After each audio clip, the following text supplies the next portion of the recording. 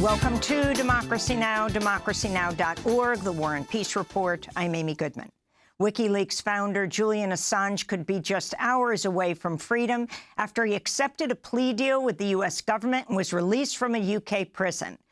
Assange took off from London's Stansted Airport Monday, ending a 12-year-long ordeal that saw him take shelter at the Ecuadorian embassy for 7 years, followed by 5 years in Belmarsh prison, to avoid extradition to the United States, where he faced up to 175 years in prison for publishing classified documents exposing U.S. war crimes in Iraq and Afghanistan.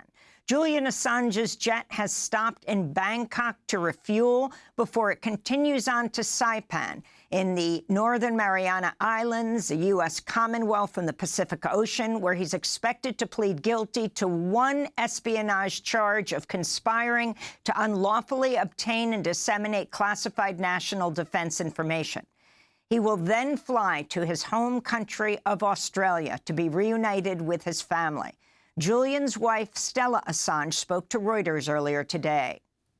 Of course. I mean, I think that the correct course of action from the U.S. government should have been to drop the case entirely. We will be seeking a pardon, obviously. But the fact that there is a guilty plea under the Espionage Act in relation to obtaining and disclosing national defense information is obviously a very serious concern for journalists and national security journalists in general. We'll have more on this story after headlines. We'll speak with Julian's brother and other advocates for his freedom. In Gaza, Israeli attacks have killed dozens of Palestinians over the past day, including 14 people who were sheltering in UN-run schools in northern Gaza. Another attack on Khan Yunis killed at least 10 Palestinians as they were either seeking or helping shield aid supplies. UNRWA head Philippe Lazzarini offered a stark assessment of the situation in Gaza 9 months into Israel's slaughter. Gaza has been decimated. For more than 2 million Gazans, it is a living hell, a nightmare from which they cannot wake. Catastrophic levels of hunger across the Gaza Strip are the result of human action. Children are dying of malnutrition and dehydration, while food and clean water wait in trucks. In Gaza City, Palestinians mourn the death of 2 medical workers killed by Israel, including Gaza's Director of Ambulance and Emergency Services, Hani al-Jafarwi. This is Hatem al-Swarki, who works at the Ministry of Health.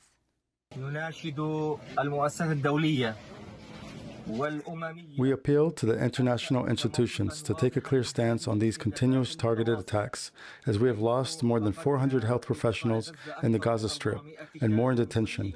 We lost dozens of health institutions to complete or partial destruction. We say to the world, isn't it time for you to stand up and to protect the Palestinian human, to protect medical crews and institutions, to respect the Palestinian ambulance badge? An Israeli airstrike in the Shati refugee camp reportedly killed 10 relatives of Hamas leader Ismail Haniyeh, including his sister. Meanwhile, in the occupied West Bank, Israeli forces have carried out more violent raids and arrested another 25 people. Israel's top court has ruled that ultra-Orthodox Jews in yeshiva schools are subject to the military draft and must immediately enlist or lose government funding. The Supreme Court decision risks further destabilizing Prime Minister Benjamin Netanyahu's fragile government coalition, which relies on 2 ultra-Orthodox parties. In Ukraine, Russian missile attacks killed at least 5 people, injured dozens of others in the eastern town of Pokrovsk. Meanwhile, Russia summoned the U.S. ambassador in Moscow and vowed to retaliate after a deadly Ukrainian strike on Crimea Sunday, which Russia says was carried out using U.S.-supplied missiles known as Ataxim. In Kenya, police deployed tear gas, rubber bullets, and water cannons on demonstrators as organizers call for a national strike and 7 days of rage to protest proposed tax hikes and demanding the resignation of Kenyan President William Ruto. Among the protesters was Alma Obama, the half-sister of Barack Obama, who was tear-gassed by police during a live interview on CNN. How can you tear gas your own people? Listen to them. Listen to these children. They're the future. They're 80% of our population. 80%. If they decided to turn against us, they can. And that is what they're doing now.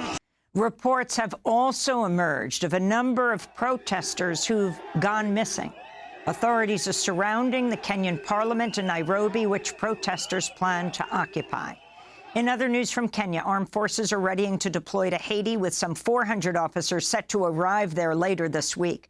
President William Ruto Monday held a ceremony for the first contingent of the UN-backed troops, part of a larger mission to combat worsening gang violence in Haiti. Many Haitians have opposed the mission, citing past international interventions that have contributed to political destabilization and humanitarian crises in Haiti.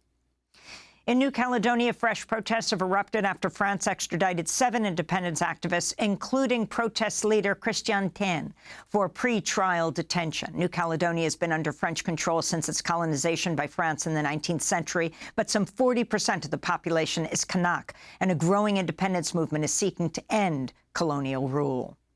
Back in the U.S., the Supreme Court has agreed to hear a challenge from the Biden administration to a Tennessee law blocking gender-affirming care for transgender youth. The case, which will be heard in the next term, could have major implications for trans rights in dozens of other Republican-led states. Rallies were held in front of the Supreme Court and across the country Monday as the nation marked 2 years since the right-wing-led court overturned Roe v. Wade, ending the constitutional right to an abortion.